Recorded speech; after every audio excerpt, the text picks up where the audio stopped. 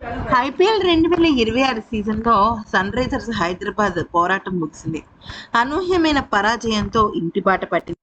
రాజస్థాన్ రాయల్స్తో బుధవారం ములాన్పూర్ వేదికగా జరిగిన ఎలిమినేటర్ మ్యాచ్లో సమిష్టిగా విఫలమైన సన్ రైజర్స్ హైదరాబాద్ 47 పరుగుల భారీ తేడాతో ఓటమి పాలైంది.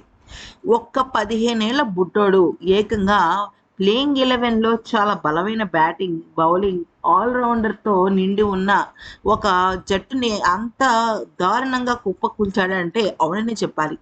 ఎస్ఆర్హెచ్ అభిమానులు ఏదైతే జరగకూడదని కోరుకున్నారో అదే జరిగింది.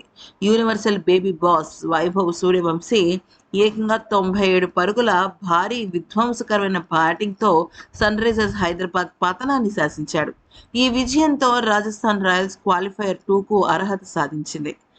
శుక్రవారం ములాన్పూర్ వేదికగా జరిగే ఈ మ్యాచ్లో గుజరాత్ టైటన్స్తో రాజస్థాన్ రాయల్స్ అమీతుమీ తేల్చుకోనుంది. అయితే ఈ మ్యాచ్లో ముందుగా బ్యాటింగ్ చేసిన రాజస్థాన్ రాయల్స్ 20 ఓవర్లలో 8 వికెట్లకు 243 పరుగులు భారీ స్కోర్ చేసింది. వైభవ్ సూర్యవంశీతో పాటు ధ్రువ్ జురెల్ కూడా చాలా బాగా రాణించాడు.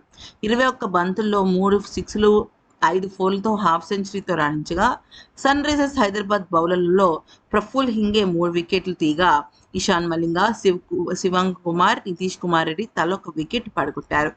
అనంతరం సన్ రైజర్స్ హైదరాబాద్ 19.1 ఓవర్లో 196 పరుగులకు ఆల్అౌట్ అయిపోయి ఘోర పరాజయాన్ని మూటగట్టుకుంది.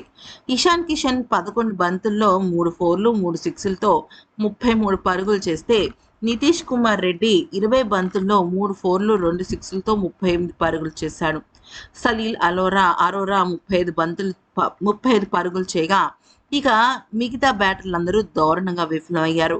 రాజస్థాన్ రాయల్స్ బౌలర్లలో మళ్ళీ జోఫ్రా ఆర్చర్ జట్టును కాపాడుకున్నాడు. 3 కీలకమైన వికెట్లు తీశాడు. అలాగే నండ్రే బర్గర్, సుశాంత్ మిశ్రా, రవీంద్ర జడేజా ఇలాగా ప్రతి ఒక్కళ్ళు కూడా ఒక్కొక్క వికెట్ తీసుకుంటూ వెళ్లారు.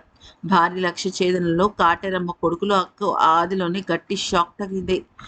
జోఫ్రా ఆర్చర్ అభిషేక్ శర్మను సిల్వర్ డకౌట్గా వెనుతిరిగి పంపించాడు.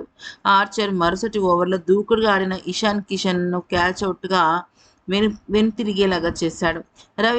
రవిచంద్రన్ స్మరణ్ను అప్ ది ఆర్డర్ పంపిస్తూ ఆరెంజ్ ఆర్మీ చేసిన ప్రయోగం విఫలమైంది.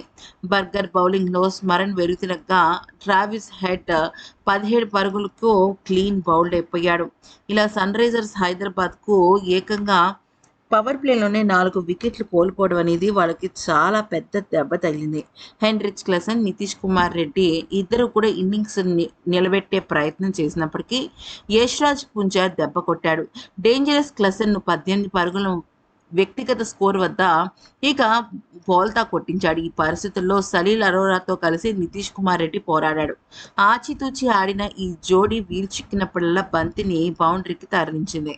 కానీ ఛేదించాల్సిన రన్ రేట్ పెరిగిపోతుండడంతో ఇద్దరు కూడా వరుస ఓవర్లలోనే పెవిలియన్కు చేరారు. ఈ ఇద్దరిని కూడా జడేజా తన వరుస ఓవర్లో క్యాచ్అవుట్గా పెవిలియన్కు చేర్చాడు. పాట్ కమిన్స్ ఒకే ఒక పరుగు చేసి విఫలమయ్యాడు.